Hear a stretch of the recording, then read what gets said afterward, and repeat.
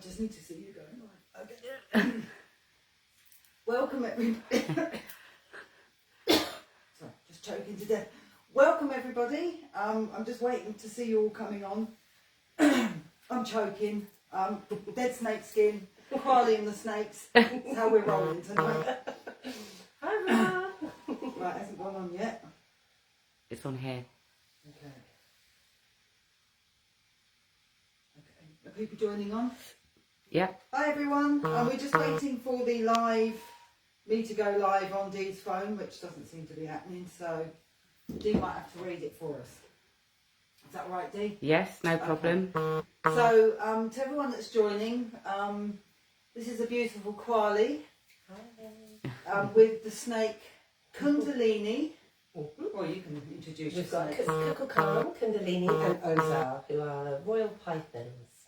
And they've come to meet you all. So thanks for having us, Kathy. Oh, you're welcome. I've had the snakes around my neck. I'm going to say it triggered me slightly past life. That's all I'm saying. Your sister's Joanne's saying hello for Kamanja. Oh, look, my sister's in Africa. Oh, so wow. Joanne, the snakes. Wow, that's very synchronistic, isn't it? Absolutely. Well timed. So yeah, so tonight we're going to be talking to Kwali about Kundalini, snakes, a temple, uninverting the mystique of snakes, which is, you know, we all, obviously you're very comfortable with yours, but yeah, because they've been misaligned for what? Millennia. Vilified. So we've Much got, like the goddess, actually. Much like the feminine energy. I just picked a random book to put on the table, and it was sacred symbols, and it was snakes. So everything seems to be coalescing. I'm just, if you keep seeing me look over there, it's because one of them's got their eye on me. Okay, so I can't see who's live yet. Sarah Nichols, it's been too long. It has. Sarah Nichols, it has been a long time. A long time. Sam Munro's on. Keris, Sarah King. So welcome everybody. I'm still trying to go live on Dee's, but it's not working, so I can't see what you're saying. Anyway, so welcome Kwali. Do you want to explain everything if you can? So hi guys, it's really nice to meet you. I am Kwali Kumara and I teach Kundalini yoga, Gong meditation, sacred sound therapy, shamanic energy healing, but most of all serpent healing. So I help people to get over their fear of snakes. So I host beautiful ceremonies for people to come and work with the Kundalini yoga technology to prepare to have a divine meeting or a divine connection by meditating with one of my beautiful serpents.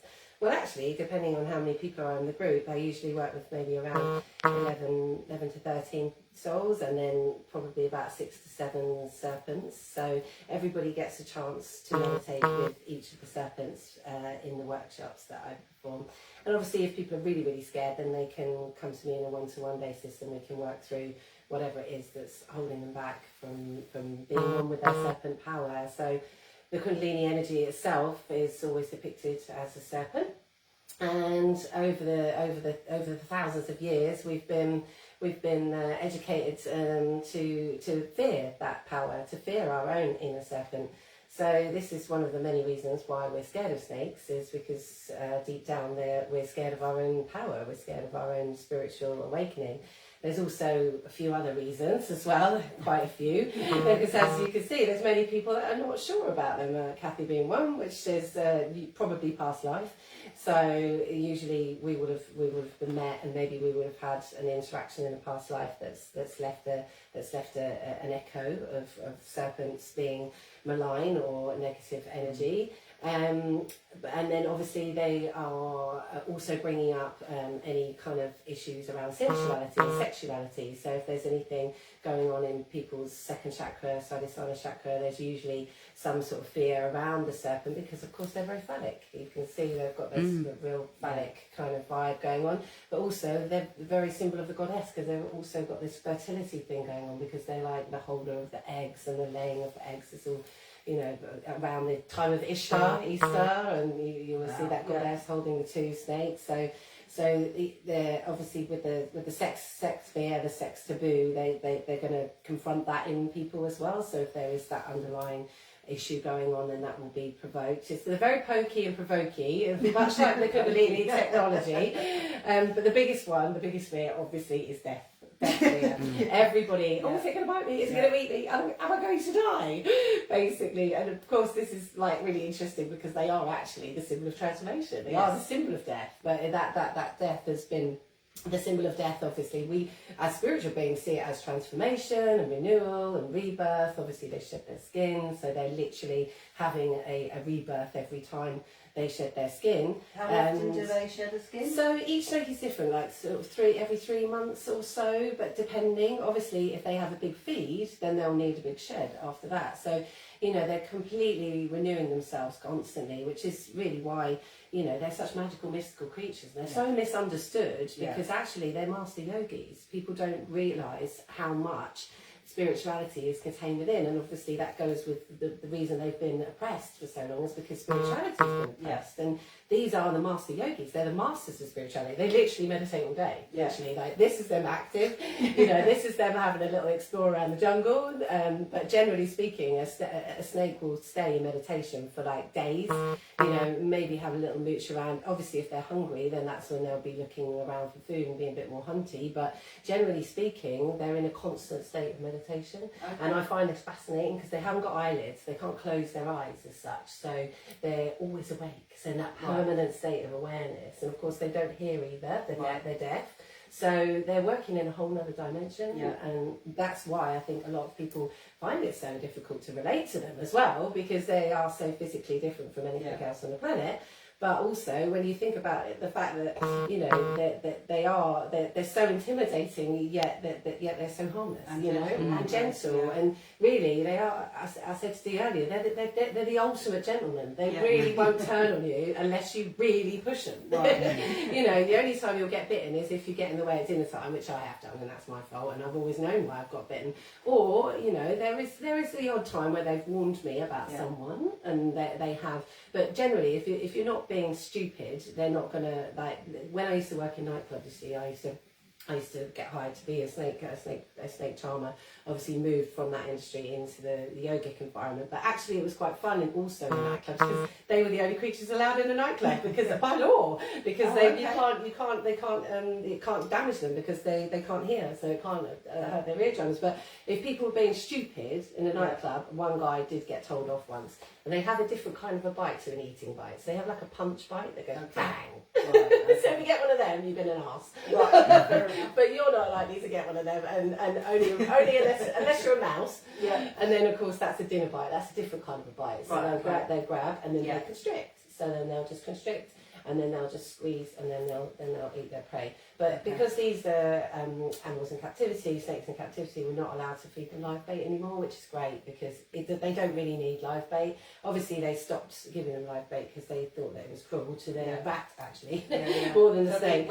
Because mice and rats. But if they weren't hungry, the rodent would sit in the tank waiting for its judgment day, and that's not fair on the rodent. And then, of course, if the snake wasn't hungry, then the rodent might attack the snake, and then its claws and its sharp could do it damage. So they nip that in the bud, which is great because actually, as long as you give it a little wiggle with a pair of tongs, they'll spend 20 minutes killing it, even though it's well dead.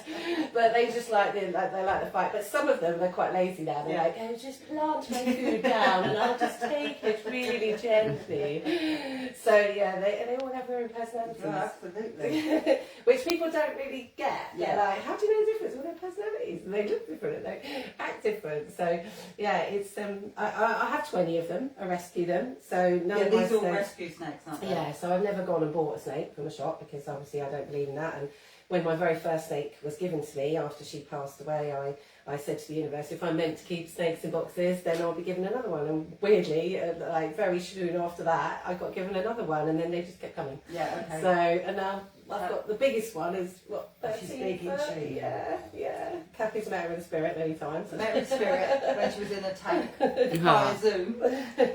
So, have we got any questions? Yeah. I bet we've got loads. Yeah, So- Sam Monroe said, Kwali, were you at True's Field a few years ago? Yes, I was. She said, good to see you again.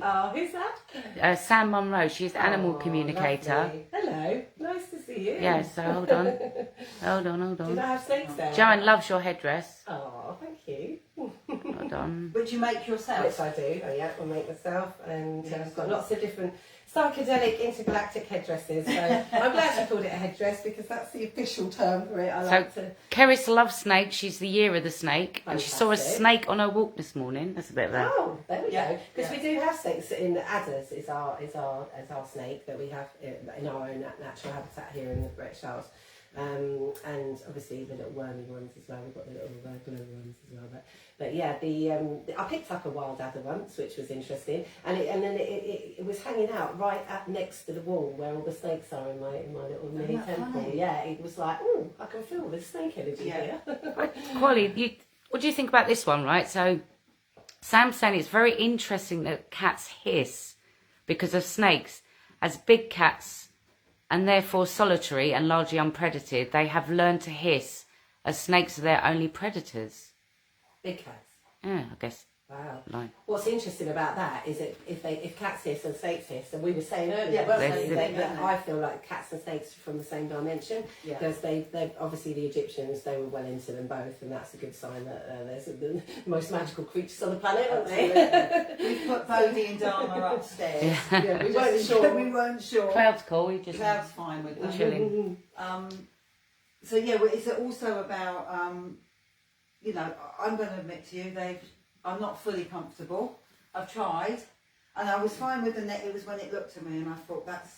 And if it's a phallic thing, Yeah. yeah, There you go. makes sense. Yeah, exactly. There's my always something. orientation. There's always something. But it was more about the neck, constriction of isn't the it? neck, yeah, because it's our throat chakra. It's a really precious place, That's you know. right. Vishuddha, it means pure place, and you've got something that's squeezing you in the throat. It can Yeah. be intimidating, but with the way you've got to remember, the thing you've got to remember is that you're a tree, so that's actually a nice snuggly branch. But also Yeah. energetically, your throat's giving off really good vibes, so they want to be They snuggled want around close, it. yeah. But also, you know, that's how they work in the healing capacity. Because people will say, "Oh, how do they heal you?" It's because they go to the places where you need healing the most. Okay. So they're literally absorbing the negative energy from our body because they're natural transmuters. Yeah. So they're literally, because they're absorbing their heat from things, that's how the healing works. They Yeah. go to the places where there's heat in the body, which is usually where there's inflammation, which is usually where Yeah.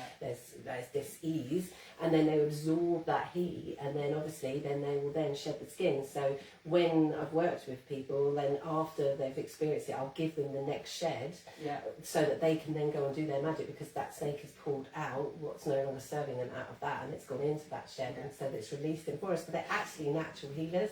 They are Mother Earth's natural transmuters, and that's it. I mean, they transmute negative energy. That's what they do. And cats are quite similar. So we're talking about, Exactly. so cats will go to usually sleep around the head. When Dee was ill with her shoulder, Isis, she's passed now, but she would always sleep over Dee's Yeah. shoulder. Yeah. So they go to they like negative energy, don't they? Yes, Cats? yeah, and they like to pull it out, They do, don't yeah. they? Yeah. They're just natural healers, aren't they? Oh. And yeah, and I've sat with many a time with snakes and a cat on my lap, and they've just not. They've not had a problem with each Yeah. other at all. They're just sort of. It's like they're familiar. They are familiar Yeah. with each other. They're comfortable. To be honest, I mean, you know, these guys, as I said earlier, they are really chilled. You know, Yeah. it's because they've been given such hype. You know, like you will not get bitten unless you really ask for it. Unless you're being nice. Unless you're being an arse. I mean, you they've know? got the most beautiful skin.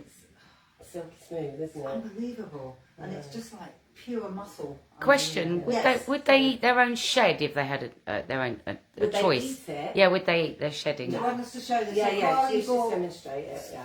Kwali brought this over for us. So this is a recent shed of her Carpet python. carpet python. Pandora is shell. Oh, Pandora. So she's shed completely. You can even see, you probably can't see that, but you can see the eyes, where the eyes were, The shape of the the face. shape of the face, all the way down to the tail. So a complete shed in one go. So it's like a perfect shed. So when a snake sheds perfectly like that, it's a good sign that it's healthy and happy. So like a messy shed would be, you know, where if maybe the conditions haven't been just quite right, or energetically they're going through something. Like my big one, like she was having a lot of messy sheds through lockdown because she actually lost her tail, a part of her tail through lockdown, and that was like, you know, I believe that she took that for the team. You know, I feel like she really, it was her base chakra. She's like, because they say that the serpent energy is like resides in the Maya land in the form of a serpent of light that is energetically sitting in the earth. So it's right up your alley, because all of the serpent's energies are the serpentine lines, the ley lines. So they are essentially the serpents of the earth. So those ley lines are pretty much alive with serpent energy. So obviously when we were all going through that in lockdown, I've got this big 13.5-foot Burmese python.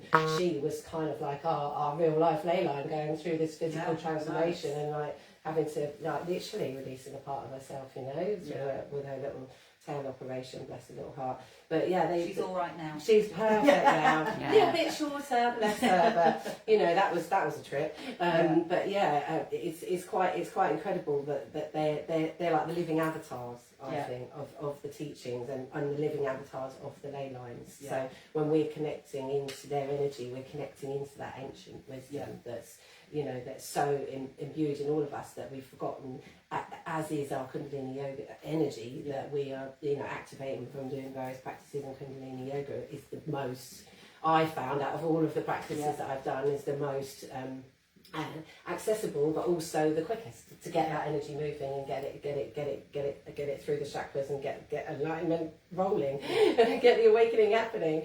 So yeah, that's why. But yeah, funnily enough, I was into snakes before I found Kundalini Yoga, and my first snake that passed away, I named her Kundalini because I knew that was the only name for a snake. And then when she passed away, I was like, I'm going to dedicate my life to her. She was such a teacher. And I was like, I'm going to take up Kundalini Yoga. So actually, it was my snake that actually brought me to the teachings. And here I am now. I've been teaching like 15 years now. So yeah, we'll put all of Kwali's social and everything in the comments, and we'll talk about right at the end, because you've been doing this for. I mean, we're very different in how we approach things, but incredibly similar.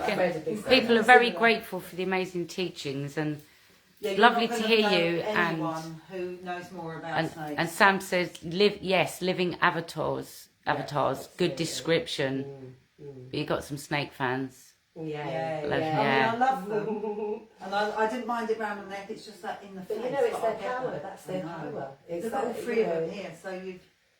They're trying to win you over. They're winning me over. Oh, they're beautiful. It's like I said to Kathy, she got jumped in at the deep end, because in the environment of a serpent healing ceremony, for instance, I would prepare my students with 3.5 hours of hardcore Kundalini Yoga meditation before they'd even get to meet them. And they only get to meet them when they come out of their shavasana, after they've had their little lie down, their gong bath, and then they come home, they see the snakes in all their glory, and then they see them first, and they're like, wow. And then I gently pick them up one by one. And I never force them on people. I always say, if you're not ready, just put your hands in prayer pose, then I'll know. But we don't have any talking, we're chanting, or we're doing prayer breath, because as soon as you allow the talking to them, then people go into their hysteria. So it's all sacred when we do the ceremony, which is a different way to meeting them like this. And this is great to meet. I mean, obviously when people met them in nightclubs, they kind of had the kind of but what I don't like is springing them on people, because now I know their power is so potent. It's such a strong medicine. I think people need to sign up for it. You know? And that's like with you. It's like you take it at your own pace. You know, like they are. It is a medicine that they've got, and it's you know, it's kill or cure, isn't it? With the snake medicine, it's pretty powerful. Right, Dee, I've got on here. They're lovely to hear, Kwali. Yes, living avatar, we've got all of that. Quite a few. Fascinating. Okay. Right, we're going to go through a few things. So we're going to talk about the uninverting this beautiful snake energy, and we're going to link it into my favourite pop circles. Brilliant. They're actually on the same page. They're the same. They're just one and the same. Let me just go. Oh, there you go. Oh wow! Can you see that, awesome. Kwali? I can see it on yours. So wow. now this was on a ley line, so we're talking about serpent energy on the ley lines. This was at the Round Way in Devizes. It was we went in this one day. Yeah, you can't see it all actually. You can't see it it's very just well. so big, and it's too big. But she goes all the way around, isn't that? Yeah, it's amazing. So you've got the the tail tail with the little one. tongue, and then It had.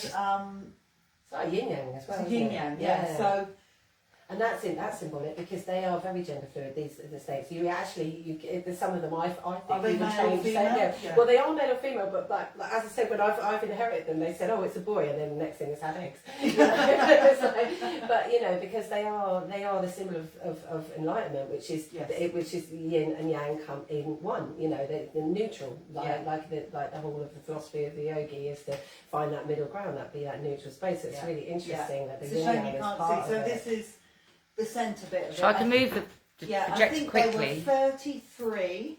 Of course. 33 circles all in all, Amazing. and that's the spine. Yeah. The spine is Kundalini. Okay, Kundalini is. that's right. Remember, and the harmonic resonant number of Jesus, God, and That's Christ right. consciousness. God, we're going to yap, aren't we? We really are. But there's also the energy aspect of all of this, and how everything. We were talking last time on live that how symbology has been inverted, so we lose our power. Afraid of snakes. Yeah. So yeah, we're talking about power. Yeah. So it's about uninverting, and you're great for doing this because this isn't new for you. This isn't a gimmick for you. This is what you do. No, this is my life's work, and it's not easy work. Okay. Especially when so many people are scared because you're the person they take it out on, because they can't take it out on the States, and they take it out on you that you do this work, and it's like I get so much shit for it. You know, people that don't understand what I'm doing, like, oh, why are you pimping your snakes out, trying to make it like yoga, like dog yoga, is it next? Oh, snake yoga. It's like, mate, snakes have been doing yoga since Shiva. Lord Shiva had a snake around his neck, and that was way before any other. Like, so you know, snakes are yoga. You know, so it's not a gimmick, and that's why people don't get it. And then you've got the animal rights people. They're like, oh, should you be doing? No. It's like these guys are on a mission. They are here. And on they a wouldn't mission. do this if they didn't want They to. wouldn't. Right. Absolutely not. Danny, I completely So we were on the yin yang. yin yang. So there's 33 circles. You've got the circle at the end. But the place that it was at is called Roundway, which is in Devizes, right by the White Horse. And that's convergent ley lines. So the serpent energy, this was possibly man-made, but I don't care. Doesn't matter, look at it, it's Doesn't perfect. matter.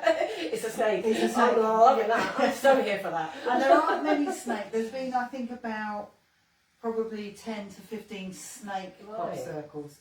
And there's called Serpent Mound in Ohio, which is a very powerful place in America, isn't it? UFO point as well. Yeah. Now, so they are galactic? Yeah, very galactic, right. Extremely galactic. And that, what I'm looking at, it looks very galactic, doesn't it? It's very cyber.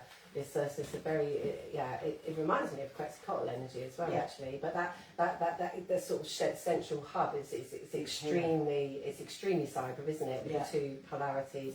It's all about the balance, isn't it? Yeah. Like, I love that, those two little balls. Can you see it, Dee? It's just massive. Setting up the whole wall. And it's got the Holy Trinity vibe going on because there's 3 circles there, isn't there? Right, yeah, right in the...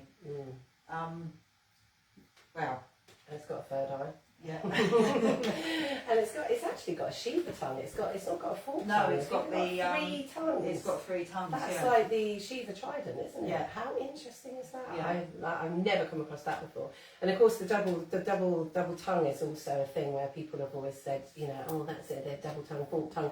Actually, it's a symbol of the left and right hemispheres of the brain. It's the male and female, the yin, the yang, the ultimate state of divine consciousness is to be in balance. And they've, as we mentioned earlier, got 2 penises as well. So they've got as above, so below. That's right. Yeah, so they've got the hemipenis as well. Hemipenis. Yeah. Men are just lucky. Men are dropping as we speak. Yeah, totally. It's like, try and live up to that bad boy. That's probably why a lot of men have got really bad phobias of snakes. Exactly, yeah, and I wonder why. Because it's the So power. why have they got a double penis?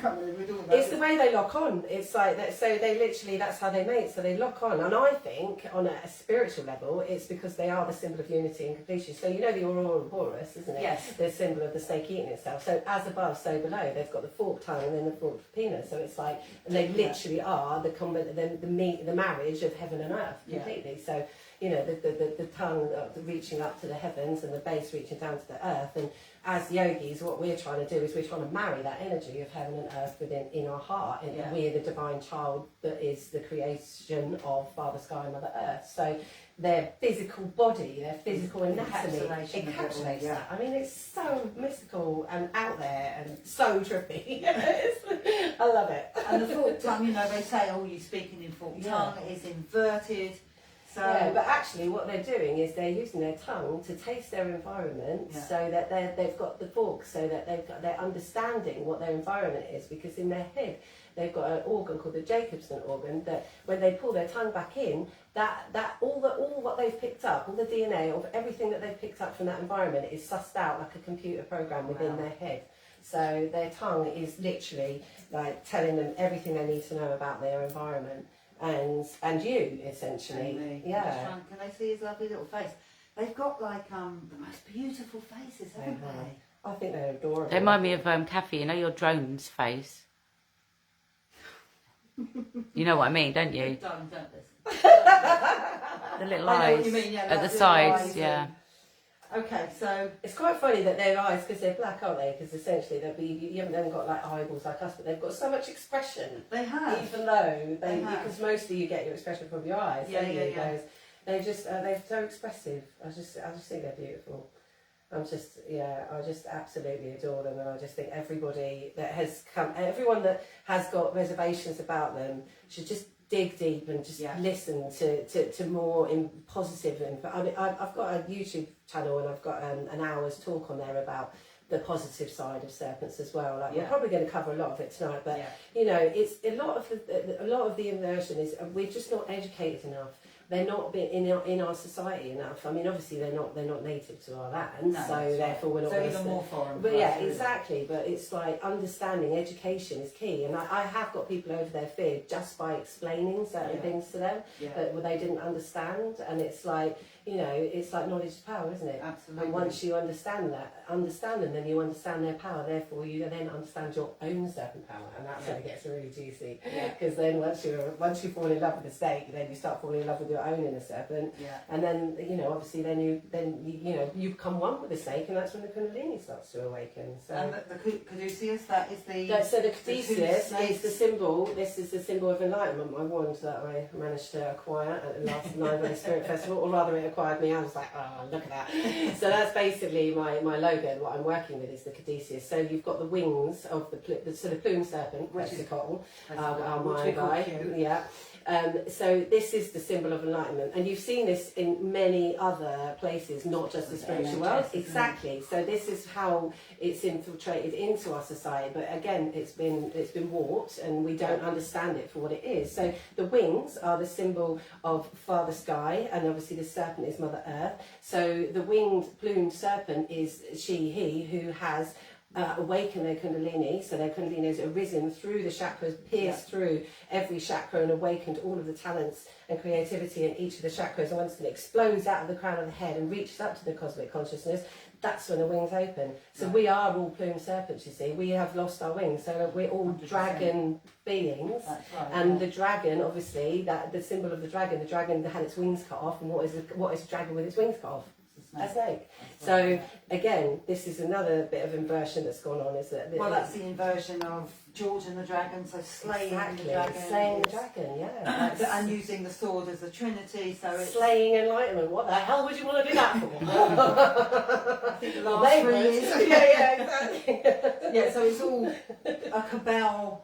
But the cabal use serpent symbols used a lot, isn't it? Because it is a power symbol. Exactly. In fact, every society, any spiritual society or powerful society, or either shamanistic, yogic, whatever, wherever you look, Mayans mainly, but wherever you look, where there's some big business happening, either Hindu, everywhere there is snake, and that is like the symbol of empowerment or enlightenment. And it's like, it's only in the Western world, really. I mean, there's more places which adore the snake and put it on a pedestal than there is that are scared of it. We're just aware of it because the Western mind has been really, like, totally and utterly hypnotised by the stupid story of Garden of Eden. Like, they use snakes for hypnotism, don't they? Yeah, Absolutely, and it's because of the original sin, the original perversion of that story, which is actually a story of a goddess empowerment story. You know, and like they don't mention like that Lilith was actually like Eve's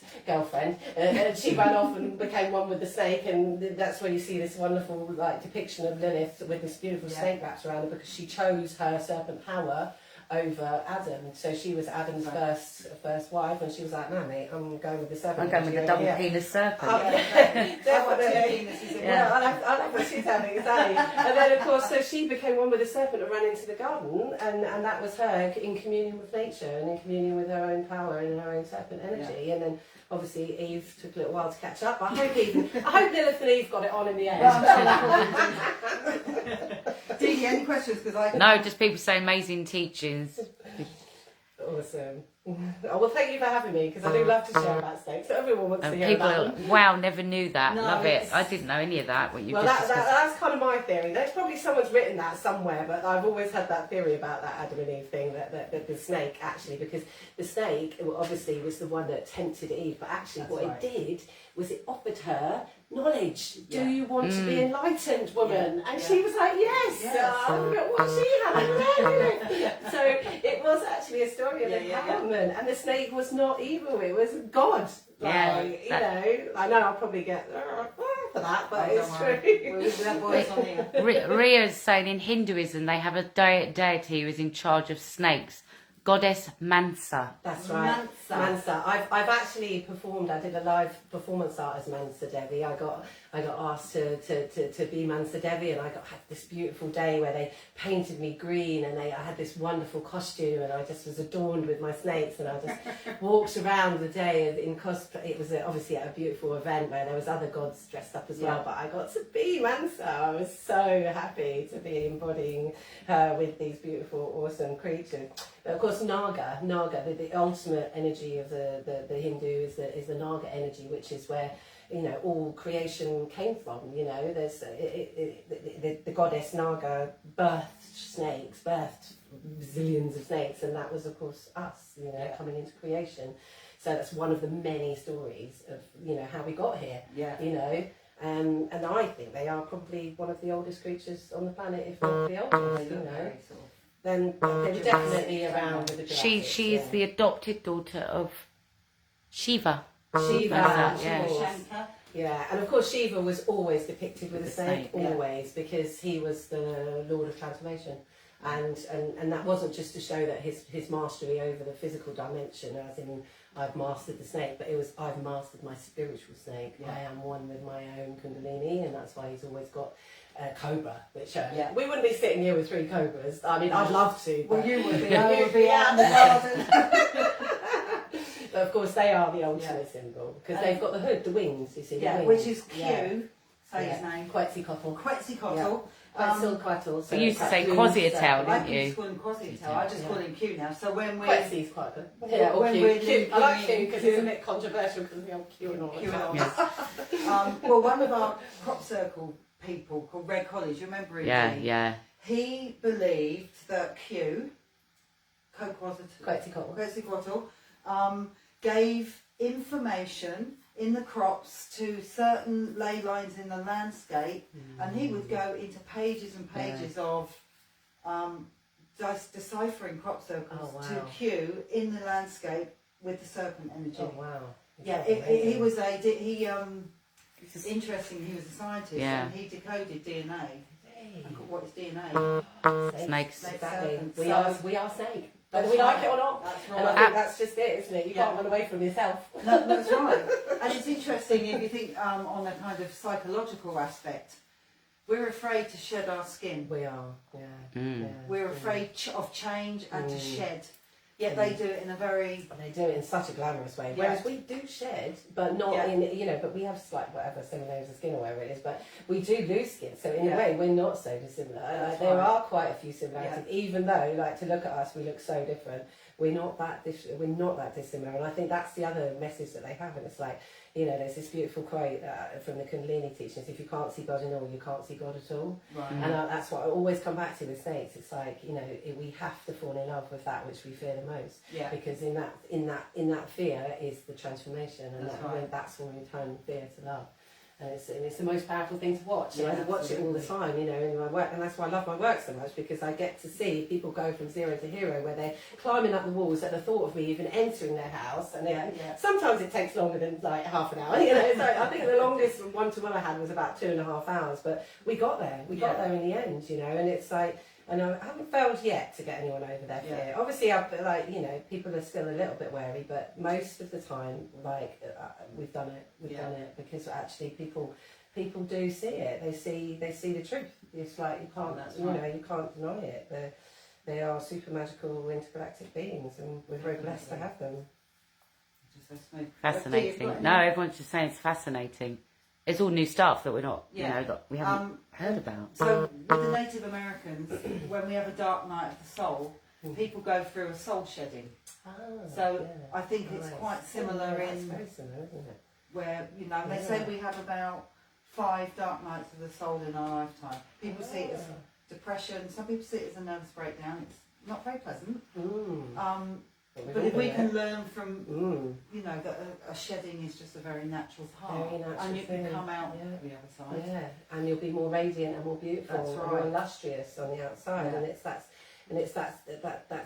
symbol of transformation, of just release, of just the way that they come out of their skin when it's a healthy shed. It's just they glide. Yeah, you know. So she would have come out of that. She would have just glide, and she would have found like something. Can you see this there? So yeah, and then the skin will pull back, so it will turn itself inside out. So as she's coming out of it, it's inside out, and so she's slinking up it. Yeah. So I've been very fortunate to have them shed in my hands, which is great, because they love that, because you've got exactly the right tension for them to pull out and have a beautiful, clean shed. Yeah. Obviously, sometimes they might have a bit of a messy shed, maybe if they haven't got enough water in the atmosphere. Messy shed being it doesn't all come out. So it doesn't all come out in one. They'll scruffle it around, and then you'll just open the tank, and there's this big pile of shed everywhere. Right. It's like a massacre, shed massacre.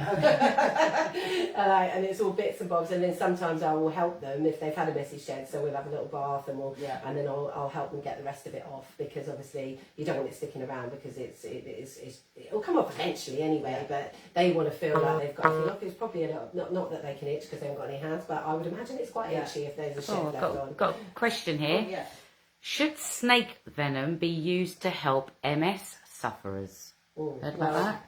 Do you know? I mean, I'm not down with as much of the knowledge about the venom, because it's not really my area, because I don't keep venomous snakes. But I do know that they are a kill or cure situation, and if you know, I haven't actually heard of it being used for MS before. I know the only time I've really heard of snake venom being used is kind of when you've got your sort of stereotypical snake handler who's like got the venom in the fridge, usually male, I might add.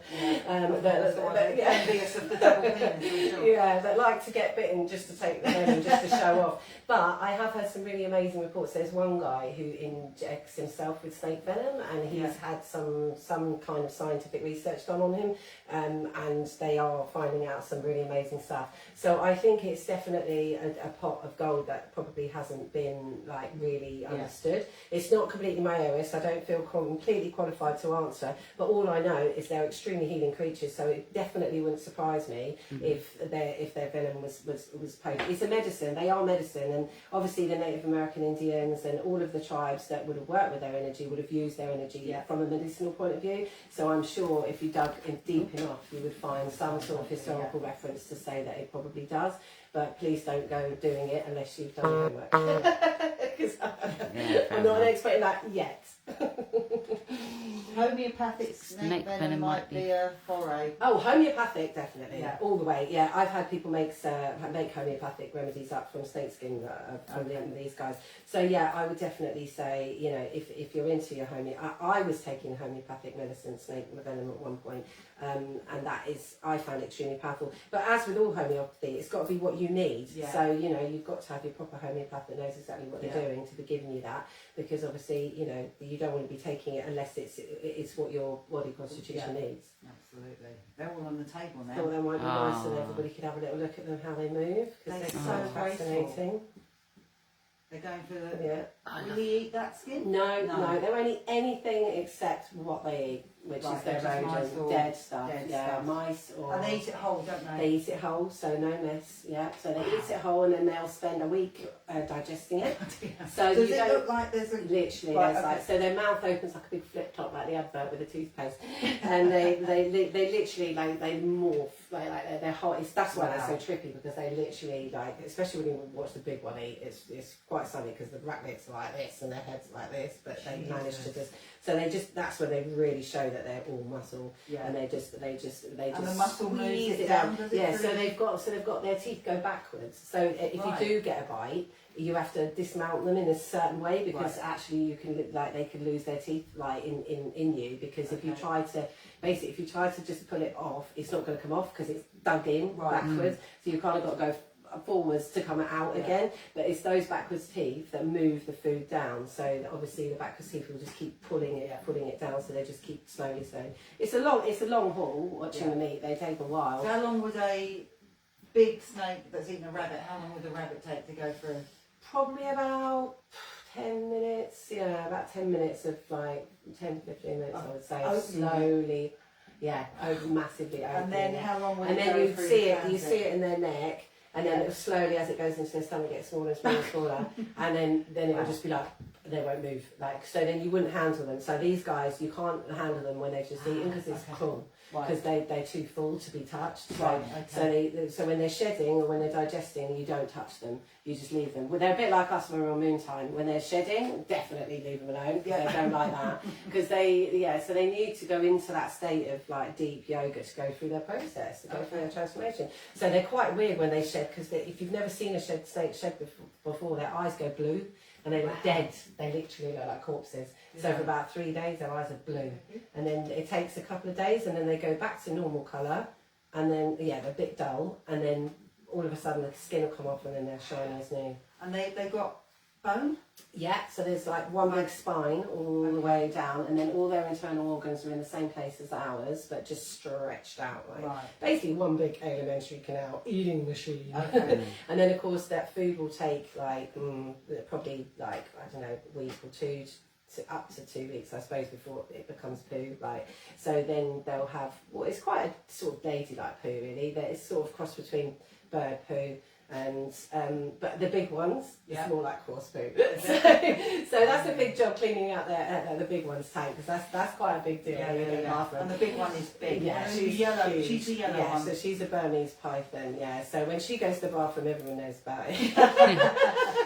But bless them, they don't go that often, because they don't eat that often. So when will these eat next? So these I've got some food on defrost for them when I get home as their little treat for coming out and being. So then they'll, because they've had a lovely like time out, then they're ready to eat, and so because they do need a bit of interaction, because you know left to their own devices, they'll just chill and meditate. They're just so like zen. It's, so as pets, this is why I've got so many, because so many people are like, oh, I've got a snake, but it doesn't do anything. Right. And I'm like, well, what the fuck do you expect it to do? It's not going to do a song and dance, is it? It's like that's what it does. It's a snake. So this is why you find a lot of people get bored of them, because they live up to 30 years. Wow. Yeah. So they were like a long haul pet, and obviously, you know, if you haven't got like a real connection or a real deep rooted love of them, then you can actually forget about them as well. Because they don't sort of call you like a cat or a dog, like Chloe over here, play here. And plus because they only like being played with when they like being played with. It's not like you can't take them out any time because of the the good sledding and the eating and the,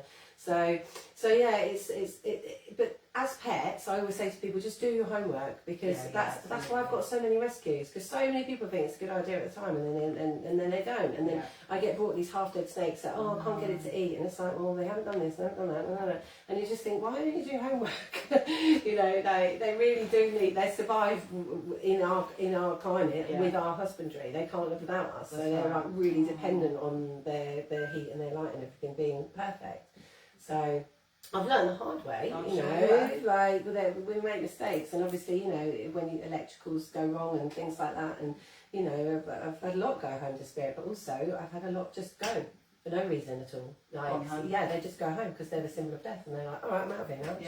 I've literally gone in there, healthy snake. What's happened? Where have you gone? Just gone. Wow. And I've had to come to terms with that. I mean, they've really taught me about how to deal with death myself. Like the first one is like, oh my God, destroyed.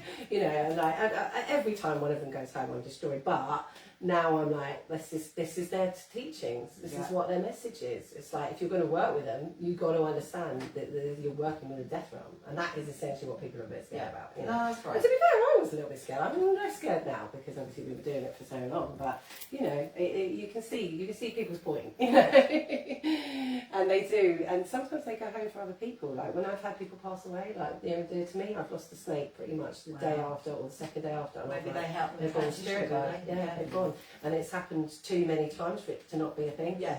You know, so that's pretty amazing as well to go home with a spirit guide of snake. Dee, any? No questions? Okay. Right, let's talk about the energies. Another snake symbol. Oh, of Okay, course. so, the most famous one. That one. And this is the Philosopher's Stone. Oh. So, is it Ouroboros? Aurora Boreas. Ouroboros that eats his own tail. Yeah. So you've got the infinity symbol. Yeah. Basically, these guys are just. It looks a bit snaky, that symbol, actually. If you look at the outer, the outer segments of the the eye, they look like a bit snaky. Yeah. From here, it does, anyway. And the third eye, isn't it? The Third eye. And of course, the Philosopher's Stone is knowledge and transformation. Yeah, that's right. Metamorphosis. Yeah. So this little one, we can't see him here, he's behind it. Oh, sorry. Right. I've done the cardinal sin because they can't see very well. Kylie said you've got to go in slowly, and old hefter hands. Yeah. So when he was like, ugh, I do it I was as well. trying to not. Yeah. Fine, I do it as well. But what you've got to remember is they live in the jungle. They fall out of trees all the time. Yeah, they have herds of elephants charging past. You know, they've been in nightclubs and people are like, oh, isn't it cool? It's like they live in the jungle. Like a herd of elephants is way more intense than anything else we can do for them. And your rescues would, they wouldn't be here right now. No, they wouldn't. Especially my big one. She got rescued from a nightclub where they were really abusing her. She had fag burns on her nose and everything. No. I had to go full Kylie gangster to get her out, but I did. So do you think the snakes have picked up on, obviously we are in a period of horrific density, transformation change, karmic release. Do you think they are aware? I think they're helping us. I think they're coming into their own. I think this is what the return of Quetzalcoatl was all about, is that we need a serpent energy now to lift all of this negative frequency, to actually help us with our ascension process. It's like we can't do it without them now, and that's why they're suddenly making a debut. I mean, I've been doing it, I've been banging this drum forever, but like people, I might as well be talking gobbledygook. It's like, what the hell, and it's like one of these days someone's going to go, yeah. That's it. And I think it's starting to happen now. It's finally starting to happen. We had to go through the goo to get to the Ru, and the yoga teaches the goo is the darkness and the Ru is the light. So the guru is that which takes you from darkness to light. So we're in the goo now. So they are essentially our chaperones into the Ru. Yeah, absolutely. The old question. Question. I thought about this earlier. Thanks, Kate. So have you seen the documentary? It's called Watch the Water, and it claims that COVID is from venom of the king cobra. Wow. Just wondered, I saw that and I haven't seen it. Yeah, it's quite interesting actually. Interesting, isn't it? It's really interesting how that would be a big the king that would be the biggest inversion. The king cobra. There's another. Is it a crate? Some sort of crate snake or something. I'll have to watch that. Yeah, I haven't seen it says I think it's because the way people responding to COVID is really similar to the.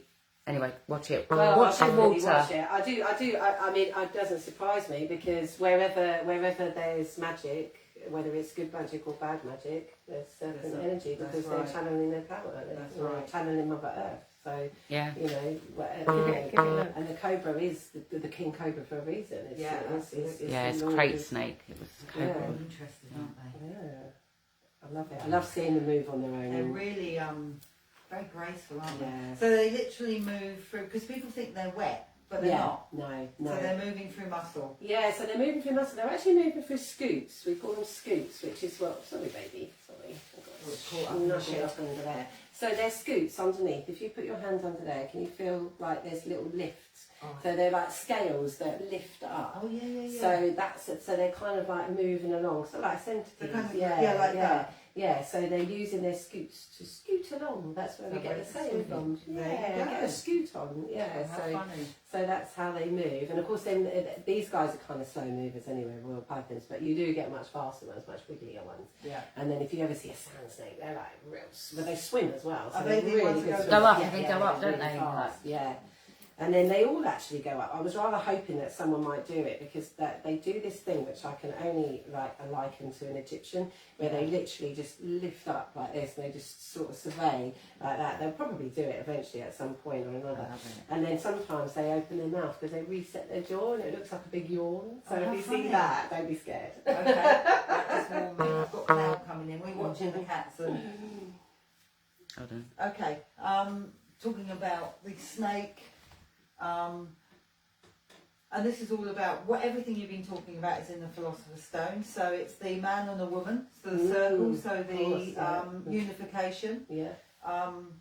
To make again a circle, snake circle, it's all symbology, natural law, higher self, higher will, lower self. Yeah. And it's all about enlightenment, actualised true self, and that's what you're saying about Kundalini. Yeah, absolutely. So people do, I don't do Kundalini, I know a lot of people on here will, but you teach Kundalini, I do, don't you? yeah, that's the main thing that I do, is I teach Kundalini yoga. Right. I did that before, I worked with the snakes. I actually got special permission from my teacher to be able to work with the snakes in the Kundalini yoga environment, even though, like, it's the most ancient thing on the planet as far as I'm concerned, but I am the first person to ever bring it into the teachings and put it on the map in this Western context anyway. So, and you know, you kind of have to get that signed off. There's a lot of red tape in Kundalini yoga, so I'm already a bit of a rebel, as you can see.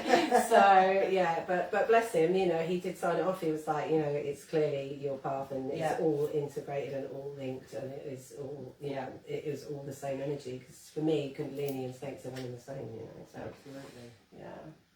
And we've been talking for a long time, haven't we, about your temple, your vision of the ethereal temple that is imprinted in the consciousness of the three-dimensional sphere, brought in by Q, long time.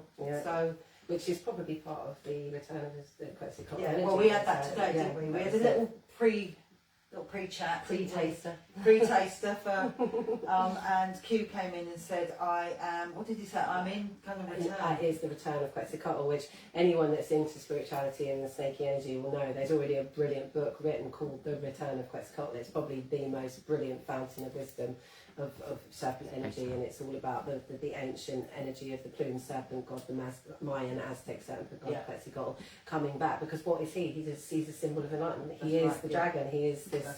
He's the unslayed dragon. He's the unslayed dragon. He's the serpent with wings, plumed serpent. So him coming back, him making his return, is him teaching the masses enlightenment. Because that's what he did the first time around. Right. So we're coming into a period. Dee, can you see us? Cause no, I took it off because it's getting too light.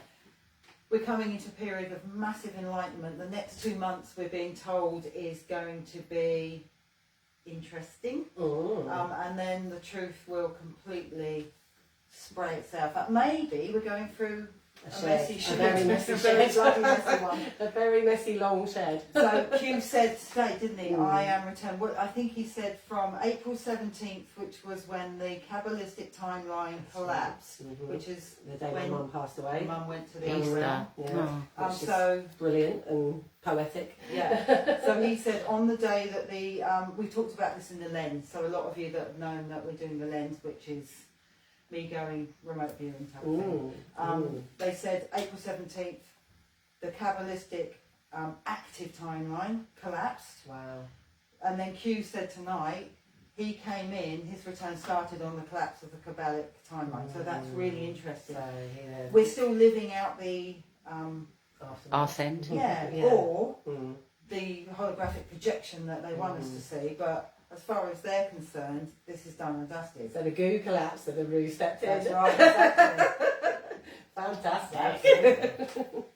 So so the new energies that we were going to talk about with the snakes helping is, this one seems like he's just gone to sleep. He's meditating now, so found their happy place, and that's when they'll just sit. So this is all exploring, and then he's like, he's checking in there. Is he checking in? I'm being checked out. No, he's lovely. He's not putting his tongue in. They're gorgeous. They've got the most. I've never actually. When I worked at camp, we had little snakes. I think they were grass snakes and things like that. They weren't big like this, and they were scuttly ones. Yeah. So we would literally just pick them up. Yeah. But we weren't allowed to hold them too long. Something about the skin or something.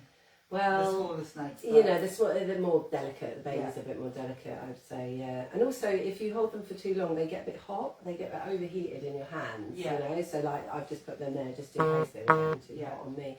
So, because they can't regulate their own temperature, so you go from hot to cold. So you've got a cool spot in their tank and a Yeah. hot spot. So they Right. just like Go they between. use So they need to be able to sort of move between the two because they don't sweat. So they can't control their own heat. So if they overheat, then that's, you know, they'll pass away eventually. If you get Okay. too Yeah, hot, yeah. nothing here could get them too Yeah, hot. yeah. But in their tank, if you have a malfunction or whatever, and then they can't get cool or get in their water, and Okay. so that's when accidents can happen. So Yeah, some water. Another Yeah, question. So Alex, hi Alex. She'd like to know if you would say that snakes represent divine masculine. They represent divine masculine and divine feminine, Yeah. definitely. They represent the complete balance of the Yeah. two, I think. That is, and if you was to have to push it, I would think they lean more into the divine feminine because they are Mother Earth and they are the symbol of fertility as well. Like they always, you know, Ishtar, eggs. Yeah, It's all true. about snakes and eggs and fertile and, you know, the goddess basically. Yeah. And they've been associated with the goddess throughout history, which is another reason why they've been like made course they have. evilized, you Of course know, they have. like, and inverted because women of power would always have had them, work with them in the temples and had them as their allies and their mystical companions, you know. So I would say if you had to swing it, it would be the feminine energy, 100%. The dragon would be the divine masculine because that is the winged. The wings is Father Sky connecting to Father Spirit, and the earth is Mother Earth Gaia. So, and they fall in between. Thank you. DNA? No, that's Okay, it. I will. Good questions, though, aren't they? Yeah. So the more I look at these crop circles, the more it's snake related. So when we talk about enlightenment and ascension, whatever you want to call it, we talk about the squared circle. I talked about this last month, didn't I, about the symbology and how it's inverted. So the snake's representing the wholeness, is that right? Yeah, unity. Unity of everything, which is also the squared circle. That's right. Yeah. I can't stop looking at this one. This is them now, isn't it? They've all gone. Sharon. And they like to lie on each other, and there's no Yeah. ag, is there? No, well the thing is, other herpetologists, like anybody else online, probably only me. I like to cohabit my snakes, so they've all got husband and wives, or I've got my boys, the three that live together. And like in online, people will say that that's terrible practice and that you shouldn't keep snakes with each other, and they'll kill each other and they'll eat each other. And it's like I've always intuitively looked after my snakes. I don't research them the same way that other herpetologists research them.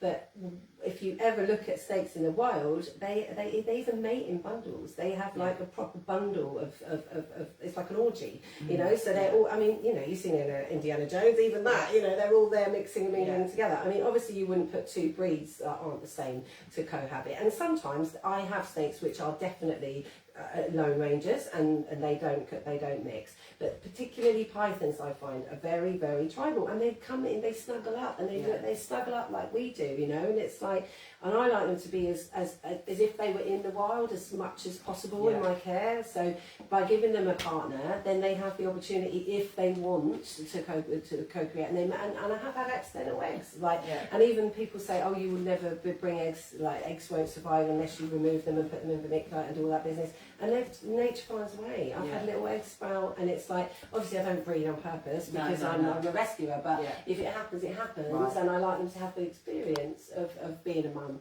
you know, and to as they would in the wild. So the fact that they mate in bundles, and I mean, there's this one snake, which I can't remember the name of it off the top of my head, but she basically will mate in a bundle, and then she will she'll have all of the different semens in her, and then she will decide which one is the most profound, that she wants, the most potent, and then she will decide which semen that she's going to create with. Loving that. Love that. So good. You've got this little one down That here. was yours. It's just Kundalini. quiet, isn't it? That Kundalini. That's Ozone on the top, and that's typical there. I'm just going to go. What should we talk about? Your I'm just going through certain slides. That is alchemy. These are definitely alchemists. These snakes, aren't they? They really are. Yeah, 100%. And they would have been used in alchemy as well. They would have been used like as their skin would have been used, as in their shed, and their venom if they were venomous, but more importantly, they would have been like spiritual guides. I would think if anyone that's working with alchemy, shamanism, spirituality, yoga, they would be around. Hence why the Egyptians, they were so prolific in the Egyptian they had the symbology. double cobra crown, Yeah, didn't they? absolutely. Which is, which just showing that they were in charge, basically. Their crown chakra was being led by serpent energy, serpent power, serpent enlightenment, serpent wisdom. Absolutely. And of course, these guys, it's quite funny because they will normally gravitate to the top of your head as well. Like many a time I've had a snake and it's just gone up there and it's just sat there and you can see it's just like literally like an Egyptian. Yeah. So there's definitely something going on up there that they're really into, and I'm sure it's the crown chakra. Yeah, It's the pineal gland as well, isn't it? Absolutely. So they're getting stimulated by our spirituality, stimulating them. And you're right, it is about going to a place of discomfort. Yeah. And they don't, but they're so, when you see them and spend, I'm more comfortable with them now. They're just here. Yeah, exactly. They're very gentle. It's they're slow movers. They're not really going fast, are they? No, So not at all. I mean, this one here, I just feel like a little bit of animal communication. Yeah, you've definitely got a very friend there. telepathic, aren't they? Yeah, can you hear them? I can sense that. Yeah, you can. Yeah. There's something quite deep about this one. Yeah, Kundalini. He's a sweetheart. So Kukulkan is my oldest snake. Kukulkan, yeah, and Kukulkan's my oldest snake. And when I introduced Kundalini, it was just like I could actually feel that they've actually found each other in this lifetime. And it was quite sad because I rescued a boa. I had a boa of my own, and I rescued one. Again, I was told it was male, but it was female. Right. I put it in with my male boa because I was just trying to sort out tanks and whatever, because it was a biggie. So I had the two boys together for a couple of days, and then the next day I got them in their new tanks. The next day I've realised, like, my hubby's like, that's saying that's a bit chubby. I was like, well, it's eaten a lot since I rescued it. They always eat a lot when I rescue them, so not obviously half of them are starved because people don't know how much to feed them. So anyway, it's getting bigger, like that. Oh god, that's fun. So one day I get home from class, and my hubby's like, come here, like this, lifted up this log, 32 baby boas, wiggling, jiggling around. I'm 32. Can you imagine? Just one off. And I'm pregnant with Kaliki, and I'm like, OMG, this is a lot of work. And of course, it was amazing. I mean, Cosmo was brilliant because we had to wash them all because after birth. Cosmo's her son, by the way. Cosmo's my little boy, and there was like all this messy, like after birth and everything. It was just like this big pile of like slither, and I was like, I'd never seen anything like it before because these guys lay eggs. Yeah. And boas give live birth. I mean, how mad is that? Like they're the same species, but like one lays eggs and one gives live birth. I mean, how does that even happen? So yeah, 32 baby boas later. God, that was hard work. I mean, so now I had to separate the two. I had to separate Shiva and Shakti. Of course, one was Shiva and one was Shakti. So we had to swap names because. So yeah, it was that was a baptism of fire. So I won't be repeating that in any time soon. But did they survive? Yeah, about half of them survived. Right. Yeah, I mean that's really good because in the wild they wouldn't, like, obviously that is survival of the fittest. That's why they have so many. But of course there I am trying to bring them because they don't naturally want to eat when they come through. They're so etheric. It takes them ages to ground their body, and some of them just don't do food, and that's how they check out. Wow. They just never get their head around food. So then you've got to try and force feed like all these little baby mouths. It's like it literally was a full-time job trying to get everybody to eat. And then of course they keep popping off and going to spirit, and you're like, no, not another one. So and then at one point I was breastfeeding in one room, and then I had all this death going on in one room, all this life going on in the other room. But yeah, I mean I managed to keep them, but they're really hard to home because they're such big snakes as well. So I did actually find a guy in the end who collected boas, and I gave the majority of the remaining ones to him. I just sort of, but it's the same thing again. It's like I don't breed because I already have so many rescues. It was just that happened to be a bit of an accident because I got told that it was either that or it swapped sex. That's what I mean. My other friend Snakey Sue, she's convinced that they swap sex. She's got about 60 snakes. She's kind of like my guru for snakes, and she's sort of who got me. I mean, I was into them, but she got me into them in a bigger way because she happened to live around the corner from me when I lived in Leytonstone. Snakey Sue. Snakey Sue, yeah. There you go. You got your yawn. Did you see that? Yay! So yeah, so she used to have a sanctuary of 60 snakes, so I used to go around and help her, and then every now and again they sort of pop into my locks, and then that's how my tribe sort of got bigger, like get her overflow, and so that's how it happened, bless her. So he's lifting his head up. So he's just just opened up his jaw, just like dislocate his jaw to like have a like, you know, as we would a yawn. Yeah, really. okay. So it literally looks like a yawn.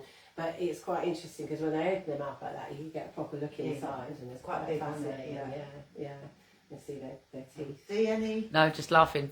Maxine, all very fascinating. It's such a shame they're not vegan.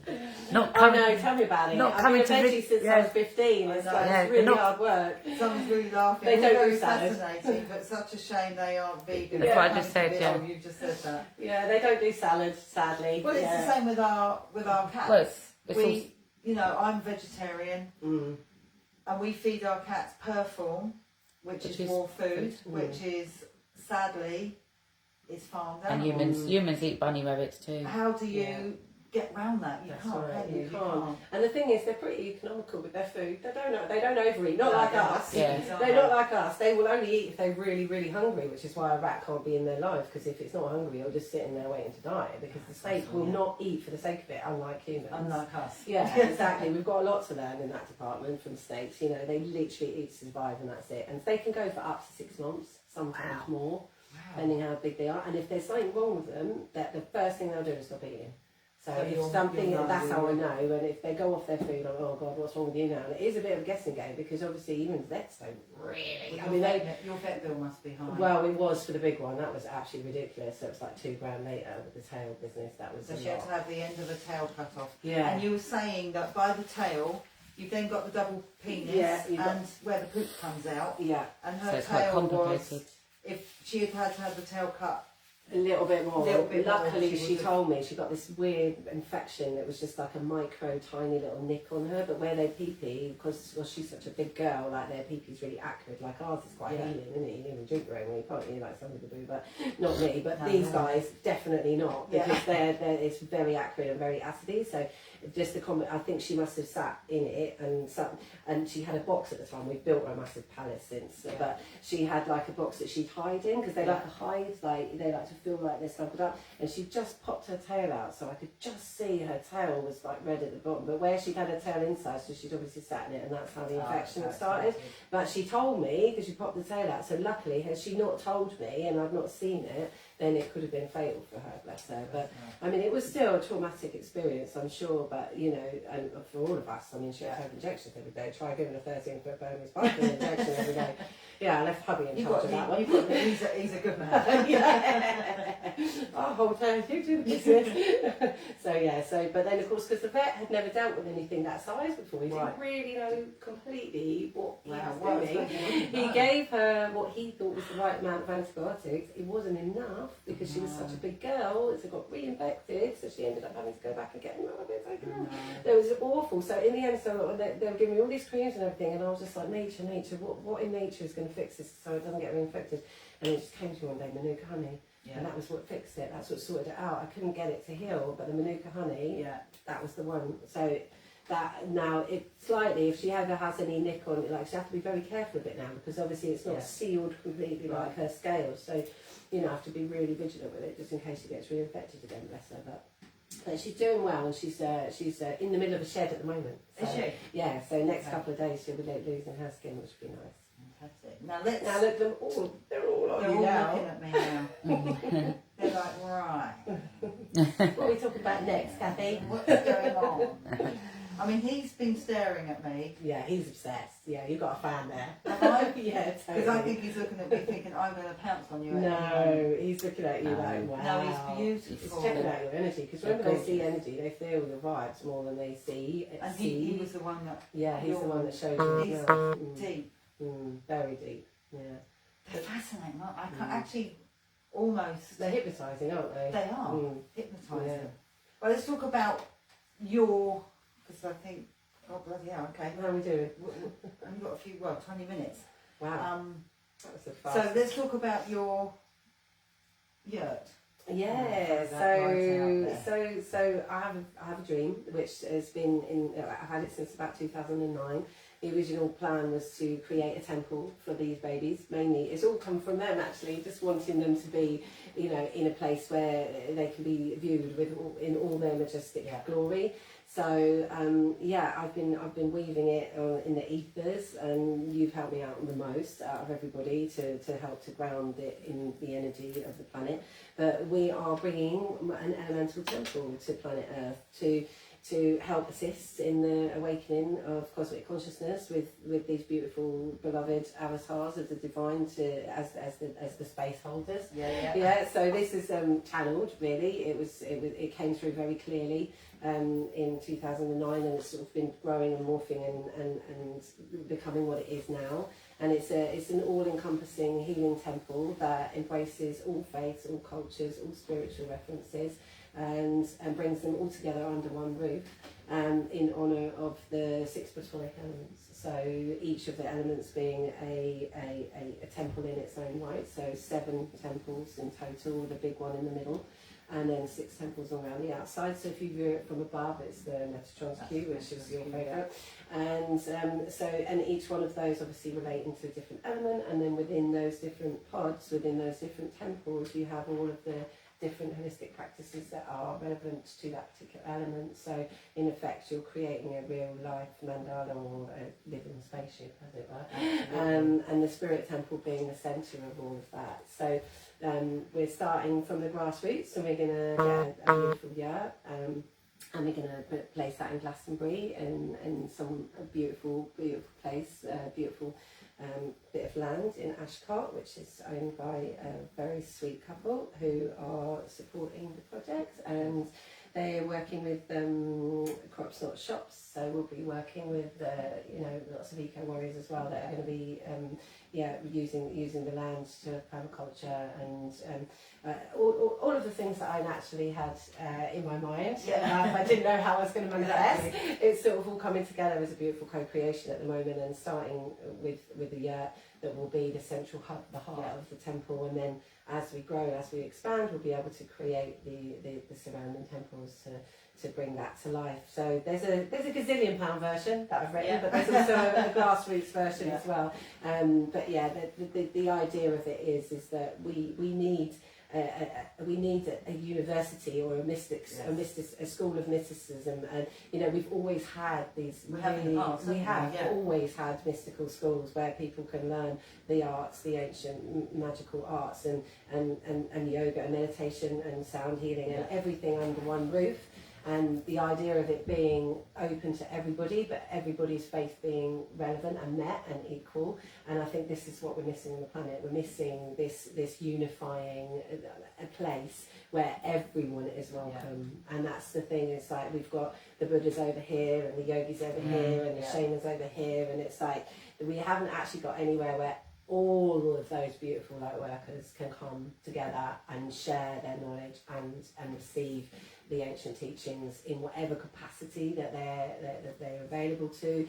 So it's like a sort of Harry Potter school stroke stroke alchemy school. But also in the bigger picture, I'd like it to also be a proper healing centre where we've got where we've got a spa in the water area, we've got the sauna in the fire zone, and obviously these guys in the earth temple. So each of the temple is basically a shrine to that element. And then within that temple, all of the different teachings are going on. So you're having a physical experience with it. So it's sort of Harry Potter and a spa. So you've got the energy of the elements actually healing you as well as the wisdom. But you're sitting in the element, and therefore you're connecting to the ley lines, you're connecting to the sacred geometry, because you're actually becoming a part of the sacred geometry by being in this beautiful temple, which will look basically, hopefully, and act like a spaceship from above. You take off. Glastonbury needs a little bit of... so it seems that Glastonbury's where it's landing. It hasn't completely landed there yet, but we are welcomed there by this beautiful tribe. Of course, you've got the inversion of Glastonbury as well, because the big spiritual hub, but there's the element there that there's actually quite a lot of bullshit there as well. So it's about recently it's about really bringing it all in. Absolutely. And actually for, you know, also because Glastonbury has the Tor and That's Glastonbury And has that's the well. Yeah. So you've got the feminine energy of the well, and then the Tor is the masculine. So you've got the divine energy playing out there already with the yin and the yang. And hopefully where our mini pop-up temple is going to be is right opposite the Tor. It's actually, you can see the Tor from where we're going to put it. So it will be literally a shrine, or at least you know, it feels like that's where it wants to be to gain its momentum, because it is the heart chakra of the planet, isn't it? Heart chakra of the world, Of the world, it is of the world. I wasn't sure if it was just So, of the British yeah, Isles. and you've got a lot of the mysticism of Glastonbury, Avebury, and all of that area of serpent energy, Exactly, ley lines, and exactly. they're all concentrated. Yeah, and the Tor. Yeah, and apparently there is a coiled snake under the Tor in the Glastonbury zodiac. Yes. So amazing. you bringing, he's looking at something like, oh, I've just seen something. I think people are quite fond saying that sounds amazing, your spaceship temple. Yeah. So you're bringing back the power to the world heart chakra, absolutely. Yeah, that feels like the place it needs to land. Yeah, you know, and you really 100%. have done that, because we've been working on this project. You know, you've really helped me to keep the faith. You know, through, because you know it's dark times out there, isn't it? Let's face it. You know, and no, you know the powers that be don't want this kind of thing manifesting, do they? So you know, we have had little bumps in the road, but. You know, every time we connect and you check in with upstairs and Quetzalcoatl, it's happening. That would be my dream, to have a spiritual centre like that. Well, and it's community, and we It's were about saying this community, earlier. absolutely. Yeah, about community. You've been banging on about this for 20 years. I've been banging on about this for 20 years. And now we're banging on together. Yeah, absolutely. But I think There's loads more banging on there. it's community, and you know, you've got such a unique. We're similar in that I'm quite unique. You're quite unique, and you're down to earth. I know you dress a certain way, and that's just you, isn't it? Yeah, this is always has been. No, but that's right, that's you. Yeah. But there's such a grounded honesty about it all, and I think that's what we're going to need going forward. That's right. Because some of these I mean, Glastonbury, we love it, don't we? Our best friends live there, la la la. But there is an element of utter spiritual bypassing that goes on there, 100%. and to bring back, especially in the year. I mean, Yeah. the ethereal temple, when it amazing. fully lands, it's going to be big, isn't it? Oh, and it's very beautiful. I mean, I've literally had it done. I've worked with an architect on the actual big version of it. So if anyone wants to try, because it's a quid out here, after that, you know. But you know, in the meantime, like back to basics, get on That's the right. earth, isn't it? Yeah. Just, you know, Ground being like we principles, used to in the tribes, like we always were in you know, semi-permanent structures, weren't we? In teepees and yurts. Going You back. know, tribal living is the way, and you know, living off the land as well, which is what's so exciting about shops, not crops. Crops, not shops. We'll have The other way around. We'll have to introduce Kwali to the Jays, our best friends that live in Glastonbury.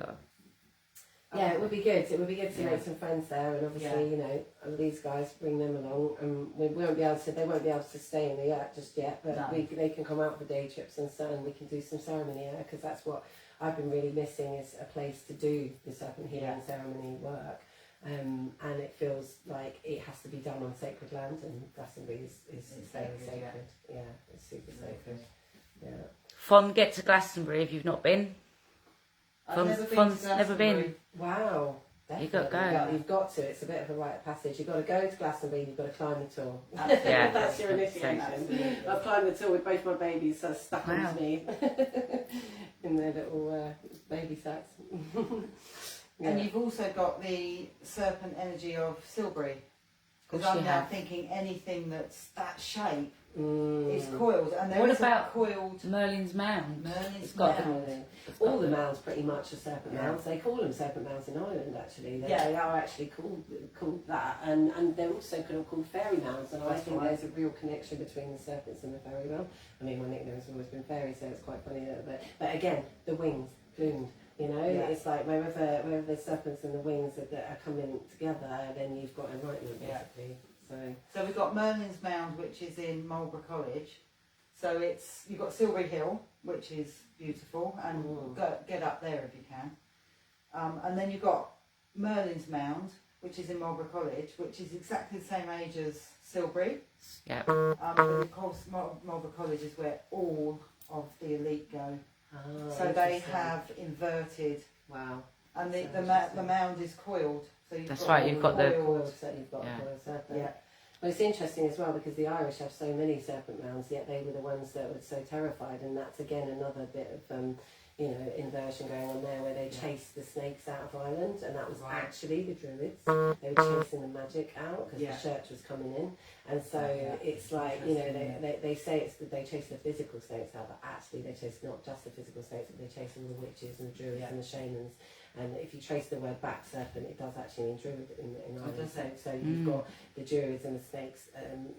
Basically, that's when the religious thing bastardised them in a way. Yeah. Because you know, obviously the Irish are very religious, aren't they? And it's like even now that's still a big thing. Like I've often thought it'd be nice to take the temple to Ireland. You know, that was a place where I, thought that it could land from another point of energetic. So obviously Glastonbury, it's a kind of welcomed energy. Of course Whereas it is, if you yeah. took it to Ireland, it would be like not welcome because they're obviously like got the hang up about the States because they've been like brainwashed as well.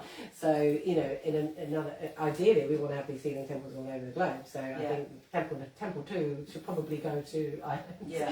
And I've got Irish roots as well. My family are like from Ireland on my mum's side, so it would be nice to take the snakes back to Ireland Absolutely. after they be chased out. Yeah, just Kate saying that's fascinating. She never realised that about Ireland. You're coming up with some really amazing information I've never heard. It's amazing. Well, I'm so happy that. It's fascinating And it listening is to you. needed, isn't it? All of this information. It's needed. It's really. I do need to write a book. They've been pecking my head for that for a really long Yeah. time, and I haven't actually sat down to do it. And I know I'm the only person that can write it, so it's no pressure. Yes. Loads. I've got to do it, but it does need to happen because there is definitely a lot that people just I take for granted because I've just spent my whole life studying it. But That's you right. know, That's it's right. like it takes to these sort of things where I'm like, oh yeah, not everyone knows that. No, Okay. no. So what is your website?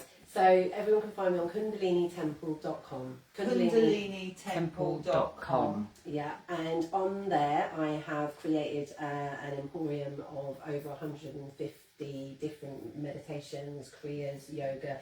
So there's something for everyone up there. So you can either individually download classes if you want, or you can sign up for £22 a month, and then you get access to everything, to my whole archive, and that'll keep you busy for eternity probably if you wanted to. But there's 2-hour ceremonies which are a much deeper dive, and then there's hour classes, there's half-an-hour meditations, and then it's all Kundalini yoga, and I make it all really accessible because that's how I like to teach, because I want to make it for everyone.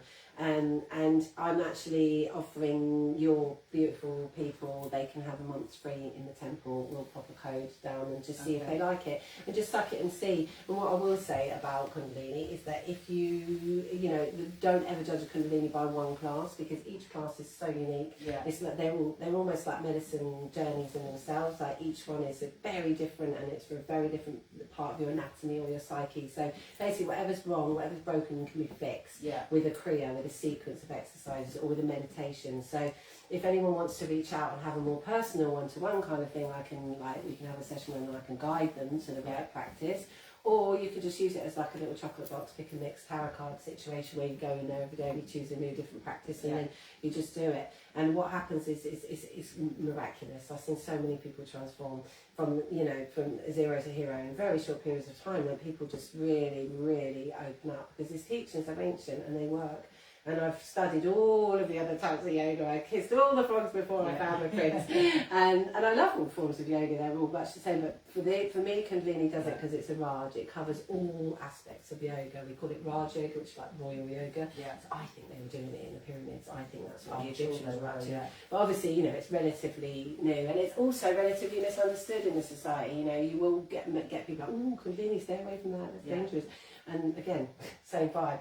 People are scared of it because it's powerful, but it is powerful. But if you do it with someone that you trust, you come onto the spaceship and you do everything exactly as the guru intended. So I'm following the ancient lineage of what's gone before me to keep it intact, to keep the magic alchemy of the formulas there.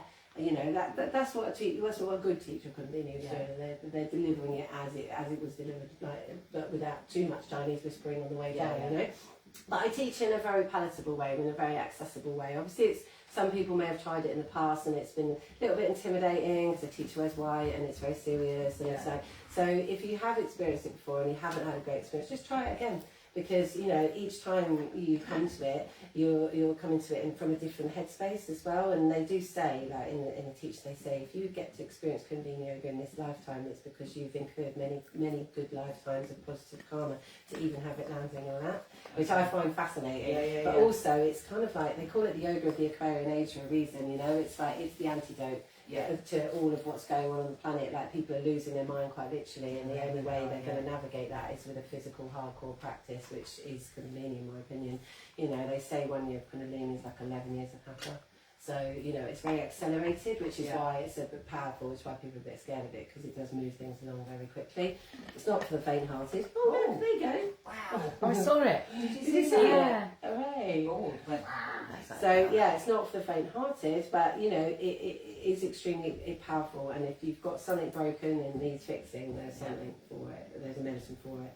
And that's why I quite like it, because in that sense it's quite like diagnostic, and you know, and I can give you a prescription for meditation to do every day for 40 days, and it will cure that ailment, you know. And I've seen it work many times over. So if anyone is interested, just okay, so go on that website. KundaliniTemple.com, and you can find me there, and you reach out And you've to me. also got music. We listen to you. Yeah, I love your music. Oh, thanks, ladies. Yeah, I do. Yeah, I've got 4 albums. Four albums. They're one is mantra. a bit.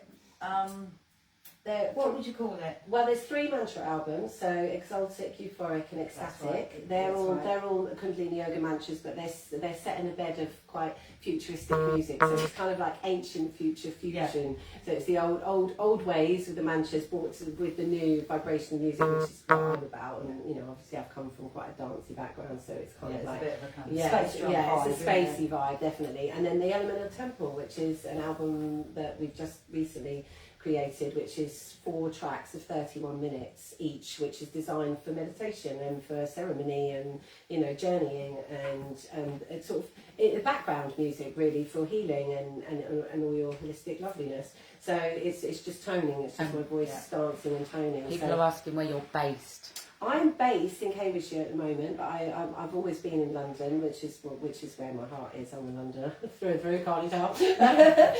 But yeah, I'm in Cambridge at the moment, but obviously with the work, we'll soon to be in Glastonbury. So the best thing they could do if they want to keep in touch is sign up to my database, which is on my Kundalini Temple. Just says subscribe to the Temple Tribe. Just pop your name and your email in there, and then I'll keep you updated with what I'm up to. And the next time we do some serpent healing, and maybe we'll co-create together and do something, you know, with people. That would be good. So we could do We could do a crop circle, serpentine, meditation, activation. loving that. Sounds cool. That would be really good. Really wouldn't good, it? yeah, I could really take good. these babies somewhere as well and put them in a bit of a crop circle. They would love it, They wouldn't would they? love that. Yeah, they'd be into that. They're They're here for coming that. up, That's what they're here for. That's what they're here for. Oh, Well, look, thank you so much for your time, Yeah. your expertise and knowledge, and for bringing these beauties. They deserve to have all of this. Thank you so much for having me. I think the word fascinating has It's been come up a used many lot. times. Thank people are very grateful and found it very knowledgeable and well, grateful to your knowledge and found it very Your inspiring. years of knowledge. Yeah, it's a You lot of know what, information. Well, thank you. Thank you so much for having me. And thanks for driving all the way from Thank you Ely. to Kundalini. Kukulkan, Kukulkan. which is another name I for know. Crescent Cult, That's right? And then little one is Ozar. Ozone. Yeah. So they've been very good. They have, and bless your Amazing your knowledge. feline royalty. Yes, blessing Dharma and- locked in the bedroom. Kate Butler's saying she feels differently about snakes now. Good. She's loved. So That's do I. it. That's exactly what we like to hear. Great. Especially thank you to the snakes, especially the Everyone say thank snakes. you to the snakes. Oh. Look, thanks everybody. We'll do another live. Dave just made a decision. No, do it, it's fine. I'm going to do these a bit more regularly. Yeah, again. you haven't done them, have we? Yay. You haven't We'll done come them. back. You have to be So- back. Kwali and the snakes.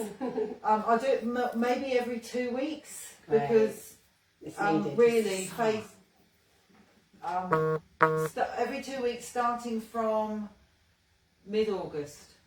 Yeah, maybe. But I do Oh, another you do one one before, yeah. I do one before, and then from mid-August I'm going to do two a month. Yeah, okay. Because Facebook have completely taken us out of the algorithm. The feeding. You need to get back That's on how it. you know you're doing something right. That's right. So thank you so much. Thank you everyone for joining us. Cheered Fon up. Thanks everybody, as always. Bye. Thanks, Okay, guys. thanks, bye. Night, night, night.